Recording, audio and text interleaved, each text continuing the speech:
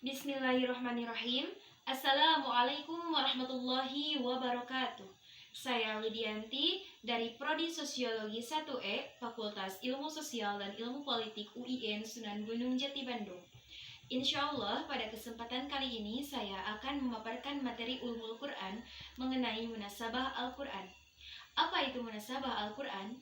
Secara bahasa, munasabah adalah al-musyakalah atau keserupaan, dan al-muqarabah yang berarti pendekatan. Sedangkan secara terminologi, munasabah Al-Quran adalah pengetahuan yang menggali tentang hubungan dalam Al-Quran. Nah, hubungan yang dicari adalah relevansi antara ayat dengan ayat atau surat dengan surat. Macam-macam munasabah dibagi menjadi dua. Yang pertama, ada munasabah antara ayat dengan ayat, di mana munasabah antara ayat dengan ayat dapat tuntas jika dijelaskan oleh ayat berikutnya yang berfungsi sebagai pendekatan, kemudian lanjutan atau pembahasan, menengahi dan mengakhiri, serta pengecualian atau pembatasan. Munasabah antara ayat dengan ayat dapat diwujudkan melalui 4 unsur maknawi. Yang pertama mengandung unsur perbandingan atau at-tanzir. Yang kedua mengandung unsur perlawanan atau al-audadah. Yang ketiga berbentuk isti'arad atau penjelasan lanjutan. Dan yang keempat mengandung unsur perpindahan atau takhallus. Yang kedua, munasabah antara surat dengan surat, di mana munasabah antara surat dengan surat ini dibagi dalam 3 kelompok. Yang pertama, munasabah antara surat dengan surat yang lainnya, yang berfungsi untuk memperinci dari penjelasan ayat sebelumnya. Misalnya dalam ungkapan Alhamdulillah dalam surat Al-Fatihah diperinci dalam surat Al-Baqarah ayat 287 dan 152. Yang kedua, ada munasabah antara pembuka surat dan penutup surat. Dan yang ketiga, ada munasabah awal dan akhir surat. Kemudian ada 2 metode untuk menggali munasabah. Yang pertama, untuk mengetahui hubungan antara ayat dengan ayat atau surat dengan surat melalui ilmu munasabah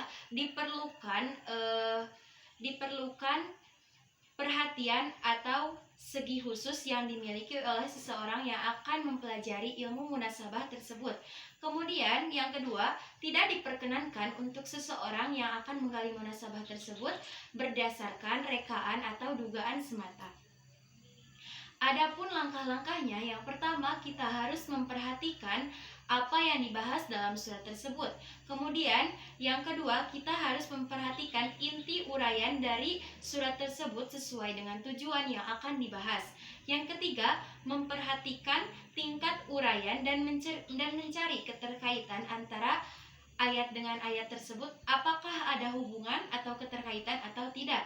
Dan yang keempat, perhatikan ungkapan kesan dan kesan yang berlebihan dalam surat atau ayat tersebut. Saya akan memberikan satu contoh macam-macam munasabah. Contohnya dalam surat Al-Isra ayat 1 dan 2.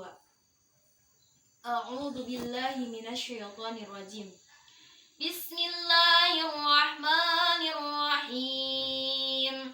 Subhanalladzi asra bi'abdihi laylan minal masjidil haram ilal masjidil aqsa alladzi barakna hawlahu linuriyahu min ayatina innahu huwas sami'ul basir.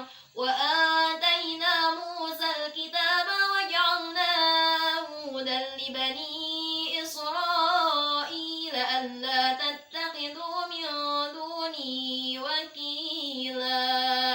Al-ayah, shadaqallahul adzim. Nah, itu termasuk surat munasabah yang ada kaitannya antara ayat dengan ayat. Kemudian yang terakhir, manfaat mempelajari ilmu munasabah adalah kita dapat mengetahui hubungan antara ayat dengan ayat atau surat dalam Al-Quran. Sehingga seseorang yang mempelajari ilmu munasabah akan mendapatkan ilmu yang mendalam tentang Al-Quran dan juga untuk meyakini atas kemukjizatan dan kewahyuannya, serta kita dapat mengetahui kebalagohan yang ada dalam Al-Quran. Alhamdulillah, mungkin cukup sekian yang dapat saya sampaikan. Wassalamualaikum warahmatullahi wabarakatuh.